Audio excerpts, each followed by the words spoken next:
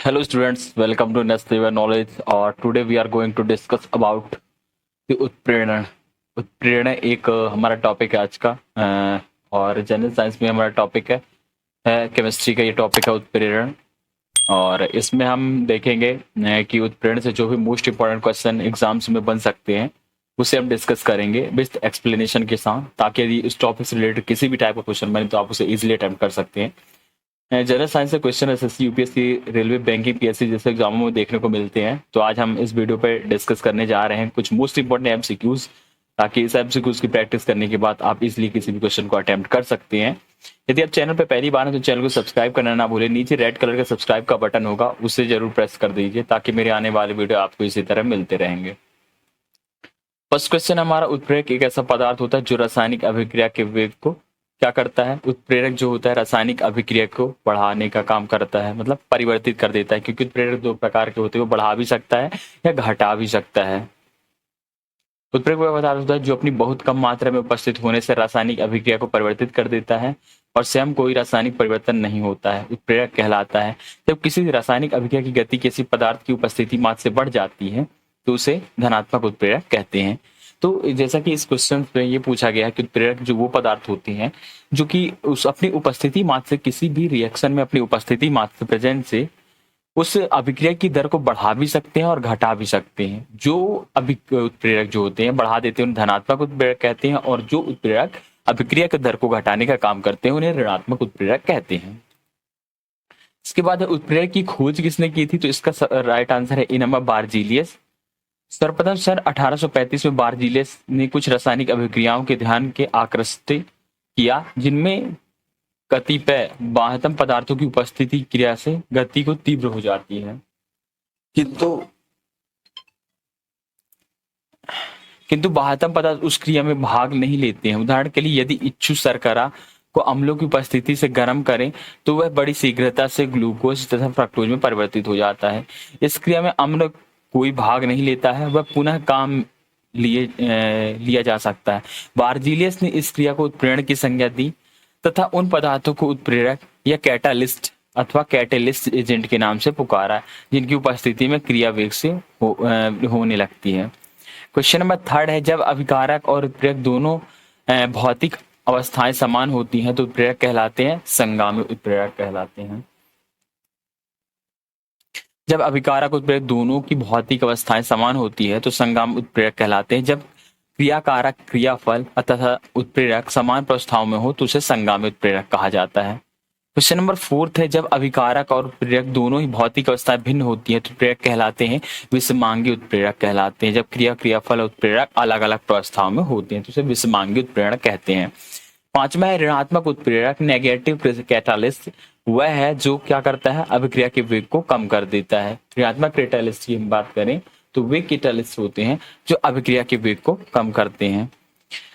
वे उत्प्रेरक जिनकी उपस्थिति से अभिक्रिया के वेग कम हो जाता है उन्हें ऋणात्मक उत्प्रेरक कहते हैं, अर्थात वे पदार्थ जिनकी उपस्थिति से अभिक्रिया का वेग कम हो जाता है ऐसे पदार्थों को ऋणात्मक उत्प्रेरक कहते हैं। धनात्मक उत्प्रेरक की बात करें तो हम पॉजिटिव कैटालिस्ट की बात करें तो अभिक्रिया की वेग को बढ़ा देने वाले जो उत्प्रेरक होते हैं उन्हें धनात्मक उत्प्रेरक कहा जाता है। वे उत्प्रेरक जो किसी अभिक्रिया के वेग को बढ़ा देते हैं उन्हें धनात्मक उत्प्रेरक कहते हैं, अर्थात वह पदार्थ जिसकी उपस्थिति से अभिक्रिया का वेग बढ़ जाता है ऐसे पदार्थों को धनात्मक उत्प्रेरक कहते हैं। किसी अभिक्रिया में धनात्मक उत्प्रेरक की उपस्थिति से अभिक्रिया की सक्रियण ऊर्जा का मान घट जाता है, जिससे अधिक संख्या में क्रियाकारक के अणु उत्पाद बदलने लगते हैं और अभिक्रिया का वेग का बढ़ जाता है। क्वेश्चन नंबर 7 है, यदि किसी क्रिया में उत्पाद उत्प्रेरक का काम करता है तो उसे कहते हैं स्वउत्प्रेरक कहते हैं। यदि किसी अभिक्रिया में जो उत्पाद होते हैं उत्प्रेरक का काम करते हैं उसे स्वउत्प्रेरक कहते हैं। जब किसी अभिक्रिया का बना उत्पाद उत्प्रेरक का तरह कार्य करता है। यदि हम बात करें, जब हम किसी भी रिएक्शंस को करते हैं तो उसमें जो हमारा रिजल्टेंट बनता है, यदि हमारा जिसे हम उत्पाद कहते हैं, यदि वही उत्प्रेरक का कार्य करने लगता है तो हम उसे स्वउत्प्रेरक कहते हैं। कोई अभिक्रिया में जिसे बाहर के कोई भी उत्प्रेरक डालने की आवश्यकता नहीं पड़ती है। उत्प्रेरक विष होता है क्रिया निरोधक। वे पदार्थ जो किसी उत्प्रेरक की उत्प्रेरक क्षमता घटा देते हैं ऐसे पदार्थों को उत्प्रेरक विष कहा जाता है। इसमें उत्प्रेरक के पृष्ठ पर उत्प्रेरक विष के कण क्रिया कारक के कणों से पहले चिपक जाते हैं या विष के कण क्रियाकारक के कणों से पहले अधिशोषित हो जाते हैं, जिससे उत्प्रेरक की उत्प्रेरण क्षमता कम हो जाती है या घट जाती है। क्वेश्चन 9 में है, उत्प्रेरक विष की किस प्रकार का कार्य करता है? तो उत्प्रेरक सतह पर मुक्त संयोजकताओं से संयोग करते हैं। क्वेश्चन नंबर 10 है, वर्धक कार्य करता है। वर्धक उत्प्रेरक के सतह के अधिक असम बनाकर जैविक उत्प्रेरक कहते हैं। जैसे एंजाइम होते हैं जो जैविक उत्प्रेरक कहलाते हैं। एंजाइम एक प्रकार का जैविक उत्प्रेरक होता है जो रासायनिक अभिक्रिया की दर को बढ़ा देते हैं। प्रोटीन प्रकृति के ऐसे कार्बनिक पदार्थ जो जीवित कोशिकाओं में उत्प्रेरक का कार्य करते हैं एंजाइम कहलाते हैं। क्वेश्चन 12 में सल्फ्यूरिक अम्ल के निर्माण की संपर्क विधि में पीटी उत्प्रेरक के लिए कौन सा पदार्थ विष का कार्य करता है? तो इसका राइट है आर्सेनिक सल्फाइड जो होता है वो सल्फ्यूरिक अम्ल के निर्माण में पीटी उत्प्रेरक के लिए विष का कार्य करता है। वही क्वेश्चन 13 है, निम्न में से किस प्रकार के उत्प्रेरक उत्तम सिद्धत होते हैं? तो संक्रमण तत्व। परमाणु संख्या 21, 30 उससे लेकर 39 से 48, 57 से 80 और 89 से 112 वाले रासायनिक तत्व संक्रमण तत्व कहलाते हैं।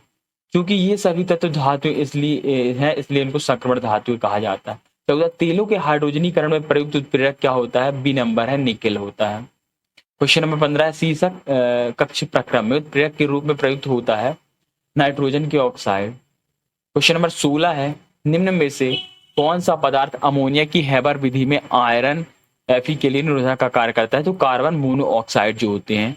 कौन सा एंजाइम ग्लूकोज को अल्कोहल में परिवर्तित करता है? जाइमस जो होता है एक एंजाइम होता है जो ग्लूकोज को अल्कोहल में कन्वर्ट करने का कार्य करता है। क्वेश्चन नंबर 18 है, एक पोटेशियम क्लोरेट को गर्म किया जाता है तब पोटेशियम क्लोराइड व ऑक्सीजन में विघटित हो जाते हैं। जब मैग्नीज डाइऑक्साइड इसमें मिलाया जाता है तो अभिक्रिया तेज हो जाती है। इसका उदाहरण है कि मैग्नीज डाइऑक्साइड उत्प्रेरक का कार्य करते हैं।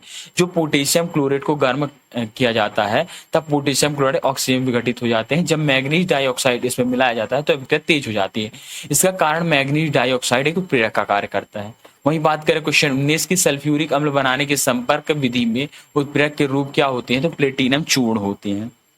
क्वेश्चन नंबर 30 है, क्लोरीन गैस बनाने की डीकन विधि में उत्प्रेरक के रूप में प्रयुक्त किया जाता है। तो क्यूप्रिक क्लोराइड जो होता है क्लोरीन गैस बनाने की डीकन विधि में इसका यूज किया जाता है उत्प्रेरक के रूप में।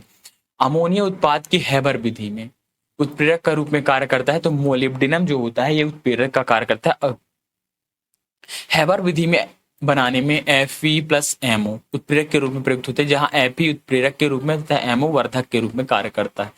क्वेश्चन नंबर 22 है, संपर्क विधि में गंधक अम्ल H2SO4 के निर्माण में प्रयुक्त होता है V2O5 किस प्रक्रम में वेनेडियम पेंटाऑक्साइड को एक उत्प्रेरक के रूप में प्रयोग किया जाता है? तो संस्पर्श प्रक्रम में वेनेडियम पेंटाऑक्साइड को उत्प्रेरक के रूप में प्रयुक्त किया जाता है। क्वेश्चन 24 है, रासायनिक अभिक्रिया में उत्प्रेरक की भूमिका बदलना सक्रियण ऊर्जा का कार्य होता है। क्वेश्चन नंबर 25 है, उत्प्रेरक के संबंध में कुछ कथन दिए गए हैं, उसमें से आपको बताना है। यह प्रक्रिया की दर को बढ़ा देता है, यह सक्रियण ऊर्जा बढ़ा देता है, सक्रियण ऊर्जा घटा देता है, यह प्रक्रिया में खर्च हो जाता है। तो उत्प्रेरक का कार्य क्या होता है? यह प्रक्रिया की दर को बढ़ाता है, साथ में सक्रियण ऊर्जा को घटा देता है। तो पहला और तीसरा इसका राइट आंसर है। क्वेश्चन नंबर 26 है, उत्प्रेरक एक ऐसा पदार्थ है जो रासायनिक अभिक्रिया के वेग को क्या करता है? परिवर्तित करता है। क्वेश्चन नंबर 27, उत्प्रेरक की खोज किसने की थी? बार्जीलियस, हमने देख चुके हैं पहले ही। जब एक अभिकारक और उत्प्रेरक दोनों ही भौतिक अवस्थाएं समान होती हैं तो उत्प्रेरक संगाम उत्प्रेरक कहलाता है। 20 का राइट आंसर है। जब अभिकारक उत्प्रेरक दोनों ही भौतिक अवस्थाएं समान होती है संगामी उत्प्रेरक कहलाते हैं। जब क्रियाकारक क्रियाफल तथा उत्प्रेरक समान प्रस्ताव में हो तो संगामी उत्प्रेरक कहलाते हैं।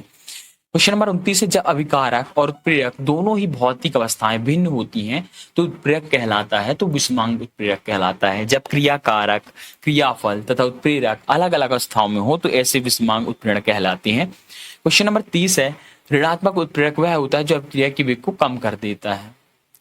तो वे उत्प्रेरक जिनकी उपस्थिति से अभिक्रिया का वेग कम हो जाता है उन्हें ऋणात्मक उत्प्रेरक कहते हैं। अर्थात वे पदार्थ जिनकी उपस्थिति से किसी अभिक्रिया के वेग कम हो जाए तो ऐसे जो उत्प्रेरक होती हैं उन्हें ऋणात्मक उत्प्रेरक कहते हैं।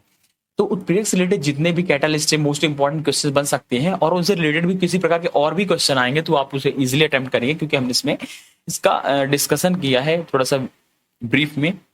तो थैंक्स फॉर वॉचिंग। अगर चैनल पे पहली बार है तो चैनल को सब्सक्राइब कर दीजिए, नीचे सब्सक्राइब का बटन है। यदि आपने पहले जनरल साइंस में केमिस्ट्री के वीडियोस देखना है तो हमारे चैनल की प्लेलिस्ट में जा सकते हैं। डिस्क्रिप्शन में आपको मैं लिंक दे दूंगा, वहां से आप पिछले पूरे वीडियोस देख सकते हैं और अपने केमिस्ट्री की तैयारी को एक अच्छा बना सकते हैं। और इसके बाद बचता है हमारा जनरल साइंस में फिजिक्स और बायोलॉजी का टॉपिक। तो उसके भी टॉपिक्स आप कुछ देख सकते हैं, हमारे प्लेलिस्ट डली हुई है, वहां से आप देख सकते हैं। थैंक्स फॉर वॉचिंग, मिलेंगे नेक्स्ट वीडियो में।